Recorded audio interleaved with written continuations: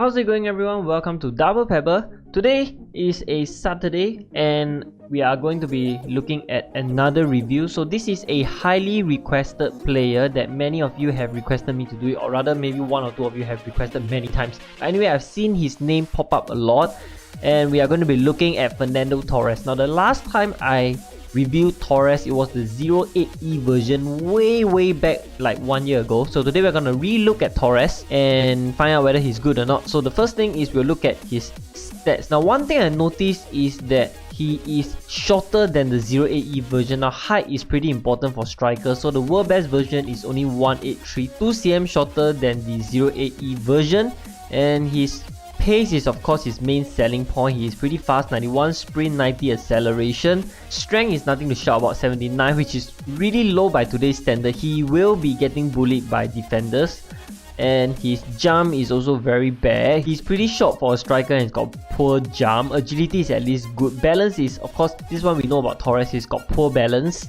And his ball control and dribbling is above average. Short passing is bad.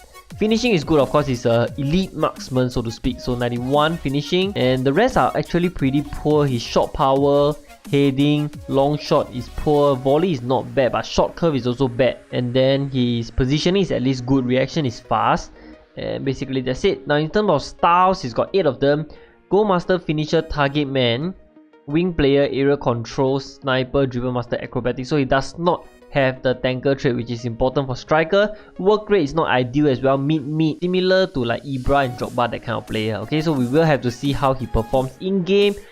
Fitness, shot and star player for his trait. Price wise, he is currently 970, a little bit on the pricey side, but we will have to find out whether he is worth it for a striker. Now first thing we want to talk about is his pace. So Torres is famous for his pace, so we have to talk about it. Now he does feel pretty fast, I would say, if you feed him long through balls for him to chase down, but then again in today's game, right, his pace is actually not that fantastic, because if you think about it, 91 sprint, 90 acceleration, there are actually normal season players that are faster than him. One example is CC Henry. CC Henry does feel fast, whereas Torres feels fast, but you really don't get the X factor, you don't get the wow factor when he makes a sprint. Okay, so that might concern some of you. Next thing is he does seem to make a lot more runs behind the defenders for the through ball compared to other strikers. At least that's what I feel. If you are a lob through ball kind of player, you like to lob a lot, I think he might be suitable for you, because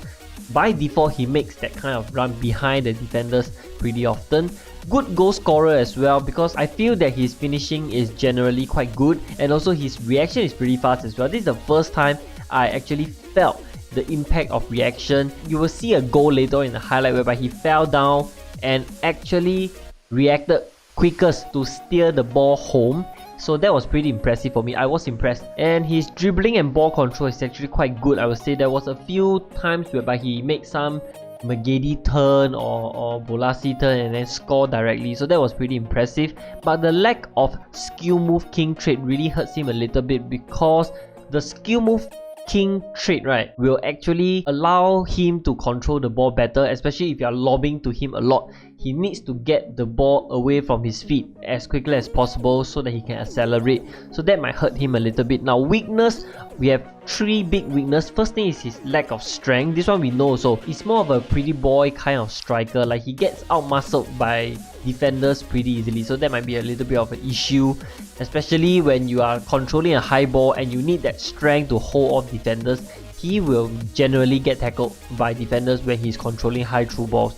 Lack of balance as well. This is trademark Torres. He's fast, used to be even faster previously before all the crazy seasons came out, but nowadays he's fast but he falls really easily, so he gets tackled and lose the ball pretty often, and don't expect him to win back the ball immediately after losing the ball, because he will fall down, whereas players with higher balance can win back the ball after getting tackled. Okay, last thing is his lack of aerial ability. I scored 2 free headers with Torres, but that's it. He lost almost 70% of contested headers and is basically not a reliable header of the ball. There were times whereby he was challenging and just crashed and burned into the defender like David Luiz and fell down. Okay, he's not, some of them are not in the highlights, but he fell down quite a lot when he's challenging for high ball, and he's also not very accurate with the header. So there are times whereby there's free header and he completely hits the ball off target. Okay, overall I will give him a 6 out of 10 because I feel that Torres is more of a one-trick pony since he can only rely on his pace. He does not really have many other traits that you can rely upon. But the big problem is that in today's game there are so many players faster than him, such as CC Henry.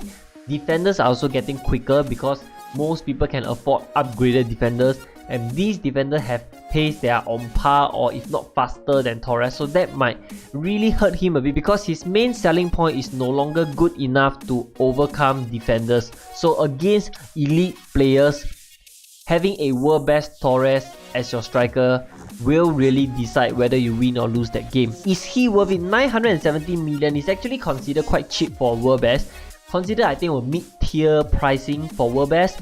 But then again, you really should not bother buying him because if you are a crosser type of player, he's out. And if you are a lobbing type of player, you should go for faster player like Pele, like Henry, that kind of player, because they are faster, obviously, and have better control of the ball. The only reason you should be buying Torres is because of his fantastic, beautiful hair and that hairband on him. Other than that, there's no reason why you should buy him, alright? And that is all I have for this review video. Give this video a thumbs up if you like the content, and do hit the subscribe button as well if you're not done so for more FIFA Online videos. Check out our Facebook fan page as well, the link is in the description box, and I'll see you next time.